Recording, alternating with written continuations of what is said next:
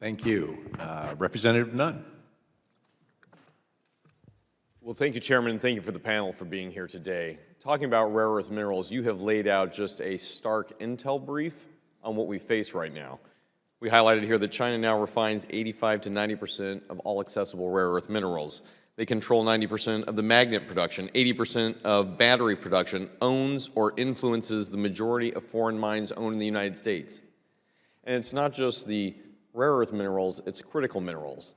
Things from the F-35 fighter jet here in the United States that require 920 pounds per fighter of rare earth minerals just to be successful, all the way to the fertilizer that helps grow things in my home state of Iowa. Now, whether you're a fighter pilot or a farmer, this is some grade A bullshit. We know that the Chinese have the ability to not only control it, but cut it off when they want. The challenge that I think going forward, and my colleagues from the Midwest have pushed forward, is being able to identify critical elements that we can have here in the United States. First and foremost, we were successful with the Trump administration moving forward both potash and phosphates, components critical for input costs for fertilizer. Not only being able to provide our own food supply, but driving down costs for consumers. We've built our entire society around these fundamental resources, and when they are cut off, we don't have a backup plan. Now, one of the things that we have known that has been successful is that we need a strategic reset, and it was mentioned by both my Democratic and Republican colleagues here, an opportunity to go back to that World War II mentality of a whole-of-nation approach.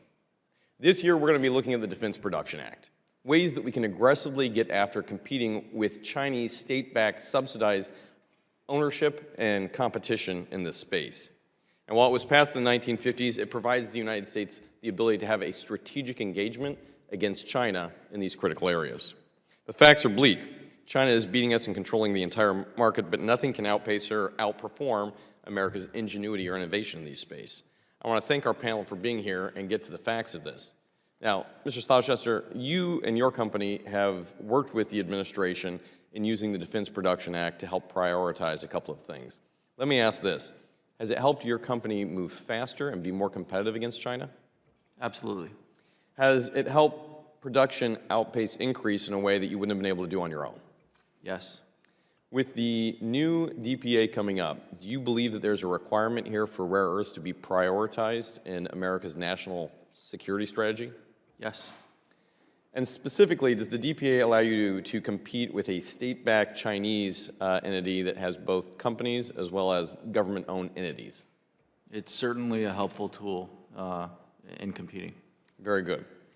I'd like to know a little bit here on how the U.S. measures could successfully decouple with DPA from China and decrease our reliance on China's production of critical minerals. You've got some great examples. Sure.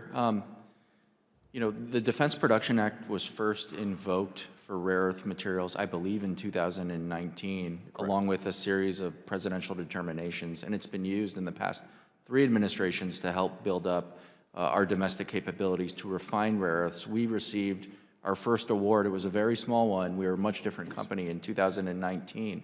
And then received 2 more awards in 2020, and that resulted in a little bit of capital investment alongside a lot of private capital from us to bring the separation facility that is now online at Mountain Pass, the one I referenced in my remarks. It is now online.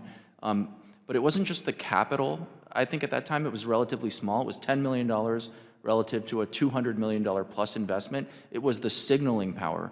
We were going public at that time.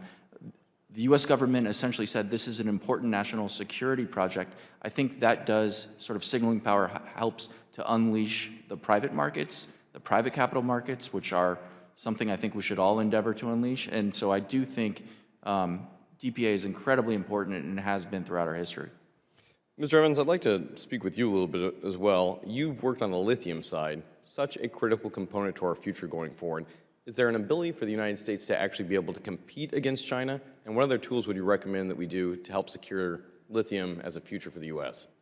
Yes, we actually have a lot of lithium in this country in different forms. In the basin of Nevada, which we're at, which we've done measurements and drilling, and it's the largest in the world. Also in Arkansas and Texas, the Smackover Formation also has lots of promise, and there's another project there that is going to be great. difficulty for up front for us, we've had to compete through market peaks and market troughs. And I want to recognize General Motors as well. They've invested nearly $1 billion in us early on, and they've stuck with us through this project, along with Orion Finance, which the government has chosen actually to work with the Department of War to invest offshore.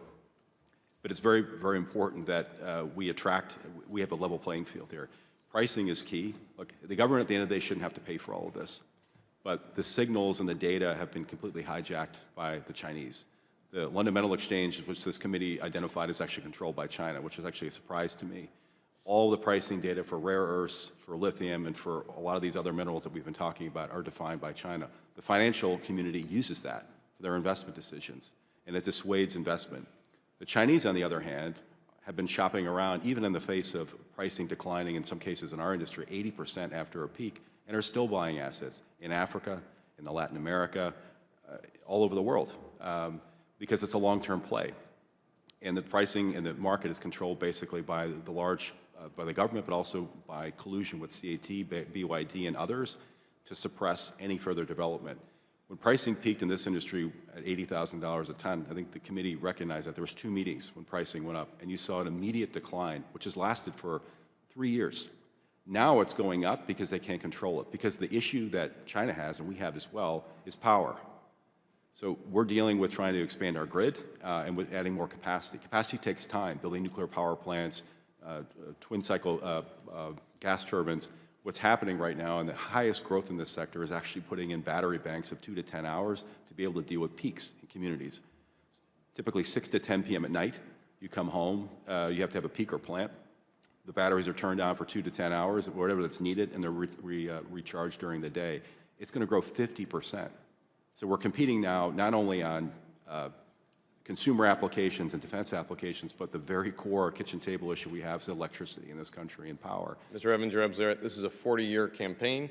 The Chinese are using economic warfare against us. Luckily, the resolve is right here in the United States. We have the opportunity to stand up and fight back today. Thank you, Mr. Chair. I yield the remainder of my time.